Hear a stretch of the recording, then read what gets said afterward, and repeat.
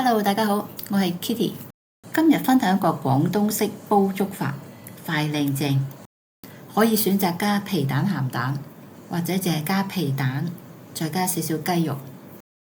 首先個米洗乾淨，油鹽醃一醃，加入一隻皮蛋，撈勻佢，因為佢有鹼性，所以令到啲米煲出嚟好快溶嘅。滾水落米，大概煲20分鐘。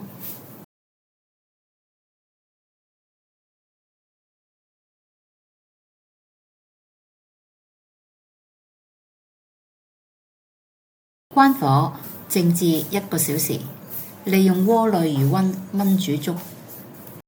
跟住呢段時間可以開一個皮蛋，煲2個鹹蛋，鹹蛋要冷水下鍋。1小時之後開蓋，轉中火煮，不斷攪拌，避免糊底。如果鍾意食雞肉呢，亦都可以放雞肉。先前出咗個雞胸肉點樣醃法嘅，可以留意下嗰個做法。落咗雞胸肉之後，加啲薑絲啊，咁可以辟腥啊嘛。再滾起就可以食啦。呢個食咗都幾飽肚啊，又有豐富蛋白質。鍾意加葱花嘅，可以喺滗起啲粥之後加幾粒葱花。